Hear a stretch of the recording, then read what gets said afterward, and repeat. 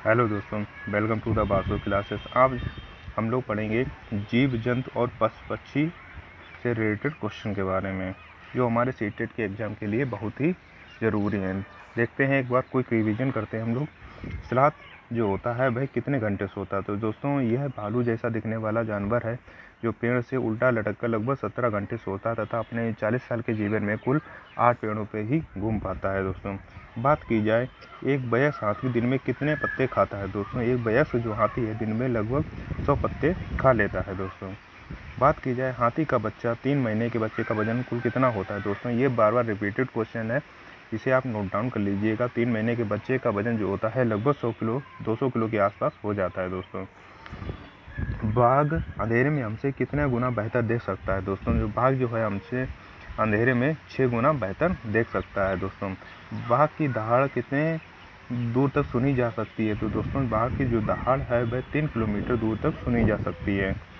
सांप भारत में कितने जहरीले सांप पाए जाते हैं? तो भारत में कुल 4 प्रकार के जहरीले सांप पाए जाते हैं, जिसमें आता है नाग, करैत, दुबोरिया या अफाई। ये 4 प्रकार के जहरीले सांप जो हैं वे भारत में पाए जाते हैं। दोस्तों, सांप के दांत कितने जहरीले होते हैं? तो दोस्तों, सांप के जो 2 दांत होते हैं वह जहरीले होते हैं। दोस्तों, बात की जाए मगरमच्छ, इनके कान कैसे होते हैं? तो जो मगरमच्छ के कान जो होते हैं उसमें छोटे छोटे छेद से होते हैं। दोस्तों, छिपकली सर्दियों में कहाँ गायब हो जाती है? तो जो छिपकली जो होती है वह सर्दियों में लंबे समय के लिए एक गहरी नींद में चली जाती है। दोस्तों, बात की जाए मूंछें, बाघ की मूंछों से क्या पता लगता है? तो हवा में कंपन और शिकार की स्थिति के बारे में बाघ की मूंछों से पता चलता है। दोस्तों, पक्षी की जो आंखें होती हैं वह ज़्यादातर पक्षियों की आंखें स्थिर क्यों होती हैं? पुतली घूम नहीं सकती, इसलिए जो वो गर्दन घुमा के इधर उधर देखते हैं। दोस्तों, वे आंखें जो होती हैं उनकी स्थिर होती हैं पक्षियों की। चीलबाज गिद्ध ये हमसे कितना दूर देख सकते हैं? दोस्तों, चीलबाज जो गिद्ध होते हैं वे हमसे लगभग 4 गुना दूर तक देख सकते हैं। दोस्तों, बात की जाए मैना जो है वह झटके से अपनी गर्दन जो है आगे पीछे करती है। दोस्तों, तो ऐसा क्वेश्चन आता है, कौन सा पक्षी है जो झटके से अपनी गर्दन आगे पीछे करता है? दोस्तों, वो पक्षी है मैना। तथा कौन सा पक्षी है जो गर्दन को अपनी काफ़ी हद तक लगभग 270 डिग्री से ज़्यादा पीछे घुमा सकता है? दोस्तों, तो वह पक्षी है उल्लू। दोस्तों, बात की जाए कलचड़ी अर्थात इंडियन रोवन के बारे में, तो यह घोंसला कहाँ बनाती है? दोस्तों, कलचड़ी जो होती है वह पत्थरों के बीच में घोंसला बनाती है। दोस्तों, कौवा घोंसले में लोहे के तार और लकड़ी का उपयोग करता है। दोस्तों, तथा जो कोयल जो होती है वह अपना बच्चे होती है वह स्वयं नहीं पालता, वह मतलब कोयल जो होती है अपने अंडे जो है कौवे के घोंसले में देती है तथा कौवा ही उससे बच्चे को पालता है। दोस्तों, तो कोयल अपना अंडा किसके घोंसले में देती है? तो वह देती है कौवे के घोंसले में। बात की जाए फाख्ता जो डब पक्षी होता है उसके बारे में, यह कैक्टस के कांटों के बीच में तथा मेहंदी की जो मेड़ होती है वहाँ पर यह घोंसला बनाता है। दोस्तों, बात की जाए दर्जन चिड़िया के बारे में, तो ये पत्तों को सीकर घोंसला बनाती है। जैसे आप नाम से ही पता चल सकता है आपको कि दर्जन चिड़िया, तो मतलब ये दर्जी का काम करेगी। तो यह पत्तों को सीकर घोंसला बनाती है। बात की जाए शक्कर घोड़ा, तो ये लटकता हुआ घोंसला बनाता है। दोस्तों, नर बीवर पक्षी, तो दोस्तों जो सुंदर घोंसले बनाता है, तो तथा उसमें जो मादा बीवर होती है उसमें से एक घोंसला अच्छा सा देख कर ही उसमें अंडे देती है। दोस्तों, तथा नर बीवर जो होते हैं वह घोंसले बनाते हैं, उसमें से वह एक चुनती है। बात की जाए रेशम का कीड़ा, दोस्तों वह मादा को कई किलोमीटर दूर से ही पहचान लेता है उसकी गंध से। दोस्तों, बात की जाए चिड़ियाँ चलते समय जो चींटियाँ होती हैं वह चलते समय ज़मीन पर गंध छोड़ती हैं।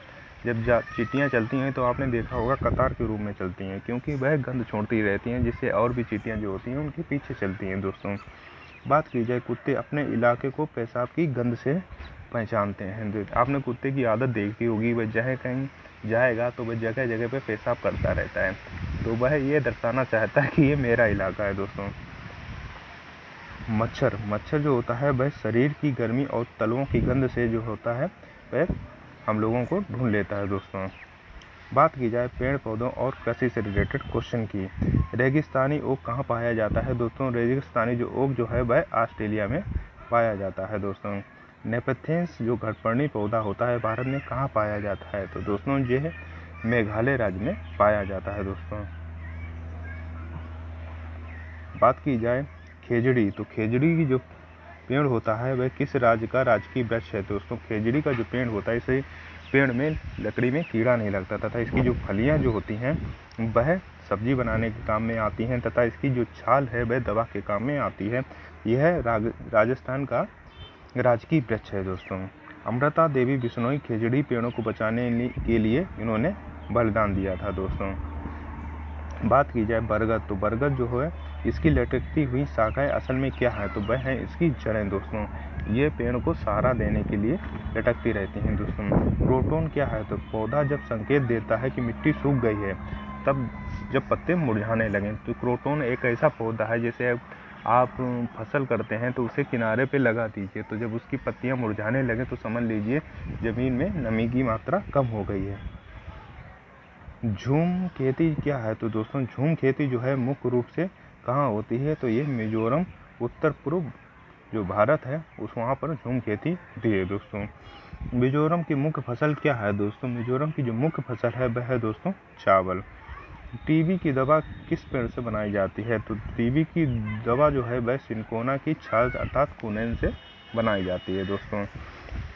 वेलक्रो क्या है? तो दोस्तों डीजे के हुक देखकर किसने बनाया था? दोस्तों आपने देखा होगा कि खेत वगैरह में जाते हैं तो वहाँ पर नुकीले से हुक से टाइप से जो पेड़ पे लग जाते हैं पैर वगैरह पे, वो हुक को देखकर जॉर्ज मेस्टल ने वेलक्रो की खोज की थी दोस्तों। मिर्च भारत में कहाँ से आई थी दोस्तों? तो ये दक्षिण अमेरिका से आई थी, इसे भारत में पुर्तगाली लाए थे दोस्तों। गोभी मटर जी कहाँ से आए थे? तो दोस्तों गोभी मटर जो हैं वह यूरोप से आए थे दोस्तों। भिंडी और कॉफ़ी जो की बात करेंगे तो वो कहाँ से आए थे? तो वह आए थे अफ्रीका से। सोयाबीन कहाँ से आई? तो दोस्तों सोयाबीन जो थी वह चीन से आई थी दोस्तों। ये रिपीटेड क्वेश्चन है, इसे एक बार नोट डाउन ले लीजिए या आप स्क्रीनशॉट ले सकते हैं। घड़सीसर जो तालाब है यह 9 तालाबों का समूह है, तो है इसे जैसलमेर के राजा ने बनाया, राजा घड़सी ने बनाया था दोस्तों। बात की जाए घर और आश्रय से रिलेटेड क्वेश्चन की दोस्तों, तो बांस के घर जो होते हैं 10-12 फीट पर ऊंचाई पर बने होते हैं, ये कहाँ बनते हैं? तो दोस्तों ये बनते हैं असम में। पत्थर और लकड़ी के घर जो होते हैं ढालू छतनुमा बने हुए होते हैं, ये कहाँ पर बनते हैं? तो ऐसे जो घर हैं वह मनाली में बनते हैं दोस्तों। बात की जाए मिट्टी के घर तथा कटीली झाड़ियों से बने हुए घर कहाँ होते हैं? तो ये राजस्थान के घर हैं। यहाँ की दीवारें जो होती हैं मोटी मोटी मिट्टी की बनाई जाती हैं, तो छतें जो होती हैं कटीली झाड़ियों से बनी हुई होती हैं। बात की जाए इग्लू जो बर्फ़ के घर होते हैं जिसे एस्किमो लोग बनाते हैं दोस्तों। ये भी रिपीटेड क्वेश्चन है, इसे भी आप नोट डाउन कर लीजिएगा। हाउस बोट कहाँ पाए जाते हैं? दोस्तों कश्मीर और केरल में हाउस बोट पाए जाते हैं दोस्तों। डोंगा किसे कहते हैं? तो जो नक्काशी से रहित नाव होती है उसको डोंगा कहते हैं। यह झेलम नदी तथा कश्मीर में देखने को मिल जाती है आपको। बात की जाए पत्थर के घर जो 2 मंजिला बनाए जाते हैं तथा उसमें नीचे जानवर रखने की जगह होती है तथा नीचे जो होती है खिड़की नहीं होती, तो वो कहाँ घर में ऐसे पाए जाते हैं? ऐसे घर पाए जाते हैं लद्दाख में दोस्तों। बात की जाए रेवो, तो रेवो जो है वह चांगपा जनजाति के तिकोने टेंट को कहा जाता है दोस्तों। लेखा क्या है? तो दोस्तों लेखा जो है चांगपा के जानवरों के रहने की जगह को लेखा कहा जाता है दोस्तों। बात की जाए बकरी की ऊन जिसको पश्मीना शाल जिससे बनती है वह 6 स्वेटर जितनी गर्म होती है। कितने स्वेटर की कितनी गर्म होती है दोस्तों? वह 6 स्वेटर कितनी गर्म होती है। बात की जाए भोजन और स्वास्थ्य से रिलेटेड क्वेश्चन के बारे में, तो दोस्तों लिंगहुफेन जो है वह सांप का मांस है, कहाँ खाया जाता है दोस्तों? यह हांगकांग की प्रसिद्ध डिश है दोस्तों लिंगहुफेन। टेपिकोआ क्या है दोस्तों? तो ये ज़मीन के नीचे उगने वाला फल है। यह कहाँ पे उगता है दोस्तों? ये केरल राज्य में उगता है। सरसों के तेल में मछली कहाँ खाई जाती है? सरसों के तेल की बात आएगी तो दोस्तों वहाँ मछली खाई जाती है कश्मीर में, तथा नारियल के तेल की बात आएगी तो वह जगह हो जाएगी दोस्तों गोवा। ऊंधियों क्या है दोस्तों? सब्जी को उल्टा पकाकर कहाँ खाते हैं? इसमें क्या होता है घड़े में दोस्तों सब्जी मसाले वगैरह सब भर देते हैं, उसे ऊंधियू बोलते हैं तथा ये गुजरात की प्रसिद्ध डिश है दोस्तों। बात की जाए ममीडी तांद्रा क्या है दोस्तों? ये आंध्र प्रदेश में आम पापड़ को बोला जाता है दोस्तों।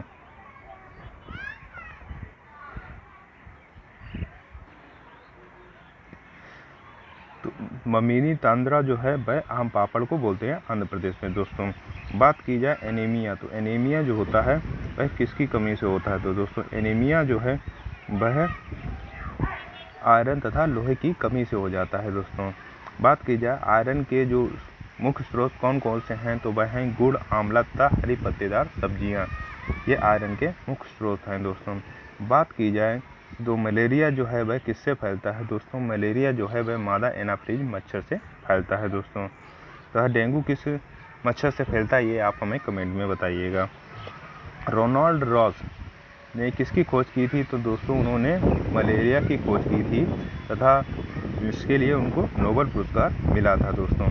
दूध को किस प्रकार सुरक्षित रखते हैं? दूध को उबालकर हम लोग कुछ समय के लिए सुरक्षित रखा जा सकता है तथा धनिये को गीले कपड़े में लपेटकर कुछ समय के लिए सुरक्षित रख सकते हैं तथा जो पके हुए चावल होते हैं उनको कटोरी में डालकर पानी के बर्तन में रखने से कुछ समय तक वह सुरक्षित रख सकते हैं उनको।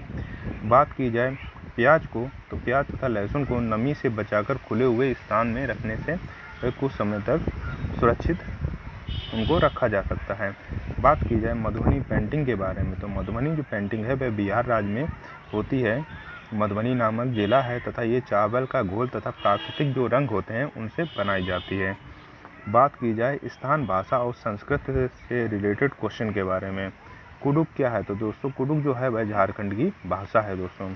चेराव क्या है? तो चेराव जो है वह मिजोरम का नृत्य है तथा यहाँ झूम खेती प्रसिद्ध है दोस्तों। बात की जाए बल्लम की, तो जो ये लकड़ी की बनी छोटी नाव है ये केरल में पाई जाती है, इसको बल्लम बोलते हैं तथा बड़ी नाव को फेरी बोला जाता है दोस्तों। अल-बिरूनी कहाँ का निवासी था? तो ये उज्बेकिस्तान से आया यात्री था दोस्तों। सूर्यमणि क्या है? तो दोस्तों जंगल की बेटी जिसको स्टार गर्ल कहा जाता है यह सूर्यमणि है दोस्तों। तोरंग क्या है? दोस्तों तोरंग जो है कुडुक भाषा में जंगल का नाम है दोस्तों।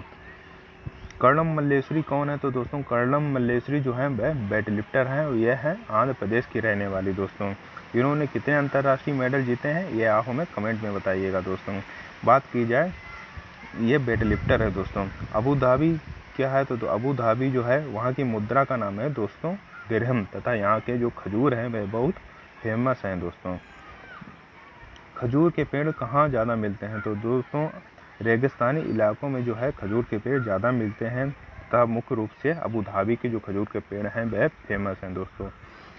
चिटप्पन और कुजम्मा यह किसे कहा जाता है? यह चाचा और चाची को कहा जाता है दोस्तों मलयालम भाषा में। अब बात की जाए मानचित्र और दिशाओं से रिलेटेड क्वेश्चन के बारे में, अरब सागर के राज्य कौन कौन से हैं? तो दोस्तों गुजरात, महाराष्ट्र, गोवा, कर्नाटक तथा केरल ये हैं अरब सागर के किनारे बसे हुए राज्य दोस्तों। बात की जाए बंगाल की खाड़ी के राज्य कौन कौन से हैं? तो वह हैं पश्चिम बंगाल, उड़ीसा, आंध्र प्रदेश तथा तमिलनाडु। अब बात की जाए झारखंड की स्थिति के बारे में, तो बिहार के दक्षिण में है झारखंड दोस्तों। नई दिल्ली के सापेक्ष उत्तर प्रदेश किस राज्य किस दिशा में है? तो वह पूर्व दिशा में है दोस्तों। ब्रेल लिपि क्या है? तो दोस्तों ब्रेल लिपि की खोज लुइस ब्रेल ने की थी, दिया था ये 6 बिंदुओं पर आधारित है दोस्तों। बात की जाए पर्यावरण शिक्षा शास्त्र से रिलेटेड क्वेश्चन के बारे में, ईबीएस की 6 थीम्स कौन कौन सी हैं? तो जिसमें पहला है दोस्तों परिवार और मित्र, इनको मुख्य थीम्स भी कहा जाता है दोस्तों। दूसरा है भोजन, तीसरा है आवास तथा चौथा है जल, पांचवा है यात्रा तथा छठा है हम चीज़ें कैसे बनाते हैं। ठीक है, ये मुख्य थीम्स हैं दोस्तों। बात की जाए एनसीएफ 2005 एकीकृत विषय के रूप में पढ़ाना, ये एनसीएफ 2005 का मुख्य लक्ष्य है दोस्तों। क्षेत्र भ्रमण अर्थात वास्तविक अनुभव के लिए सर्वश्रेष्ठ विधि है क्षेत्र भ्रमण, अर्थात जो बच्चे के अनुभव को बाहरी ज्ञान से जोड़ना ही इसकी क्षेत्र भ्रमण का मुख्य उद्देश्य है। बात की जाए पोर्टफोलियो, तो दोस्तों बच्चे की जो प्रगति होती है उसने कितनी उन्नति की है उसका क्रमिक रिकॉर्ड रखना चाहिए दोस्तों। बात की जाए एकीकृत उपागम क्या है? तो दोस्तों विज्ञान और सामाजिक विज्ञान को एक साथ पढ़ाना, यह एकीकृत उपागम है दोस्तों। बात की जाए अधिगम के लिए आकलन, अर्थात पढ़ने के दौरान बच्चे का आकलन करना बहुत ज़रूरी है, अर्थात उसने क्या सीखा, उसे क्या अनुभव मिला इस चीज़ से, इसके लिए अधिगम के लिए आकलन बहुत ही आवश्यक है। बात की जाए अधिगम का आकलन, तो सत्र के अंत में जो हम लोग क्वेश्चन वगैरह करते हैं उसको अधिगम का आकलन बोला जाता है दोस्तों। बात की जाए चित्र पढ़ना जो है EVS के कौशल में एक विकास का हिस्सा है दोस्तों। इससे दिशा तथा कौन सा देश किस जगह है उससे बच्चे का अनुभव होता है कि दिशा में कौन सा देश वगैरह है। बात की जाए प्राथमिक स्तर पर उद्देश्य क्या है, तो अवलोकन, पहचान और वर्गीकरण कौशल यह प्राथमिक स्तर पर मुख्य कौशल हैं दोस्तों। बात की जाए अमूर्त से मूर्त, तो ये शिक्षण का जो है वह सही सूत्र है दोस्तों। बात की जाए डिस्लेक्सिया, एलेक्सिया ये क्या है, पठन से संबंधित अक्षमताएं हैं दोस्तों। बात की जाए CCE क्या है, तो दोस्तों CCE है कंटिन्यूड कॉपरेटिव इवोल्यूशन, अर्थात सतत एवं व्यापक मूल्यांकन दोस्तों। बात की जाए नैदानिक परीक्षण के बारे में, तो कमियों का पता लगाना जो है वह नैदानिक परीक्षण कहलाता है तथा उस कमियों को दूर करना जो है वह उपचारात्मक परीक्षण कहलाता है दोस्तों। बात की जाए पर्यावरण का अर्थ क्या है, तो पर्यावरण जो है परिधन आवरण से मिलकर बना है, अर्थात चारों ओर का घेरा दोस्तों। बात की जाए जो हमें चारों ओर से घेरे हुए हैं तो वह दोस्तों कहलाता है पर्यावरण दोस्तों।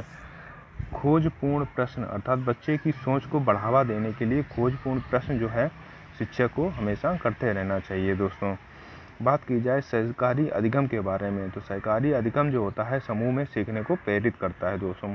बात की जाए EVS कक्षा का वातावरण, EVS कक्षा का जो वातावरण होना चाहिए वह भयमुक्त और बाल केंद्रित होना चाहिए, अर्थात बच्चे स्वतंत्र रूप से प्रश्न पूछ सकें तथा उसमें बालक को ध्यान में रखकर EVS का वातावरण तैयार किया जाना चाहिए तथा उन्हें क्षेत्र भ्रमण से जोड़ देना चाहिए।